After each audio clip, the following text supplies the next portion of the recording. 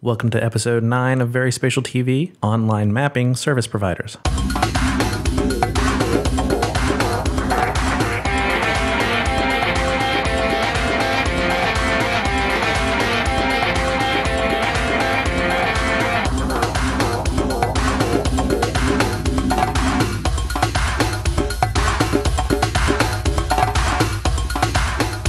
This week on VerySpatial TV, we're bringing you a little bit more information following up on our VerySpatial podcast, episode 85, where we were talking about server-oriented GIS and mapping.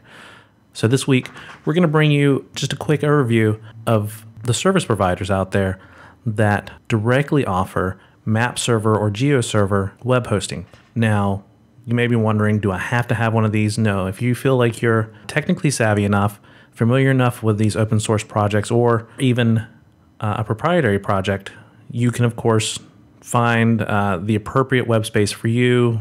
Usually you can find people who have Postgre or MySQL already up and running. Some web hosting providers offer SQL Server. I'm sure there's even some out there that offer Oracle. So if you want to go out and find your own that allows you to have the capabilities to do these things with your own installations, there are plenty out there. But what we're focusing on today are people who are specifically hosting pre-built solutions where you don't have to worry about setting up MapServer, GeoServer. You just go in there, bring your data with you, set everything up, and you're off and running. Now what we're going to do is we're going to do it in two phases. The first one, we're going to look at MapServer because that's really where most of the existing options lie. And then we'll look at those for GeoServer, and then we'll finish out with a couple that actually offer both options. Now, GIShosting.net provides specialized hosting services for the GIS industry. Now, they focus on using MapServer and PHP/MapScript and PostGIS. So already you're dealing with spatial data in terms of your storage potential, and you have access to MapServer. You can head over to their website, GIShosting.net, to find out more and see a few of their demo sites and to look at the pricing options, which start at just $20 a month. Next up is ServeMap hosting, and they focus on MapServer GIS hosting. Now this is basically a no-frills site, so not a lot of information available directly through the site, so you'll have to contact them to find out details of what they actually offer. Now the next one is HostGIS.com. They offer, again, MapServer hosting, and they offer a couple of different levels. So you can look at shared hosting, which they refer to as assisted hosting, and dedicated servers. So you can have that scalability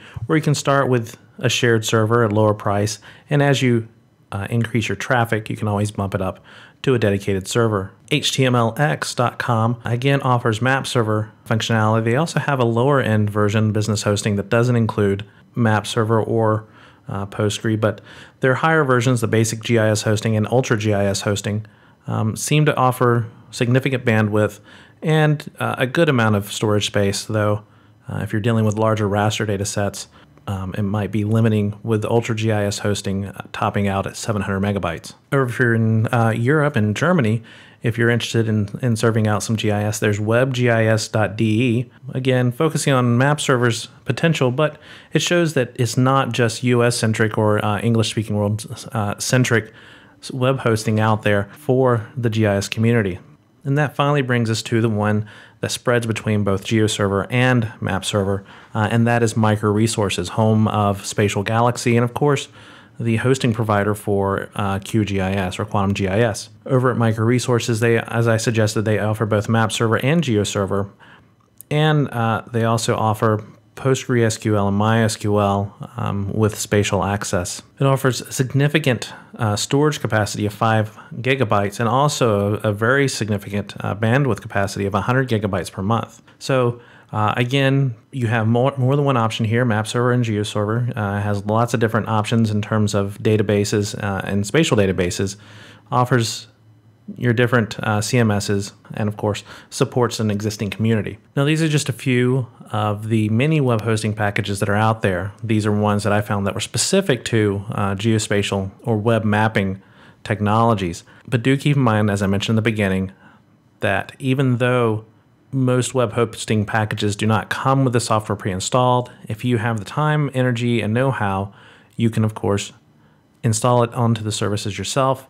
Might save you a little bit of money and monthly hosting packages, but do keep in mind things such as bandwidth, storage space, and extensibility as you move into the future, so that you can move from a shared hosting to a dedicated server if necessary. That's it for episode 9. Be sure to check back with us next time as Frank reveals his genographic project results in episode 10.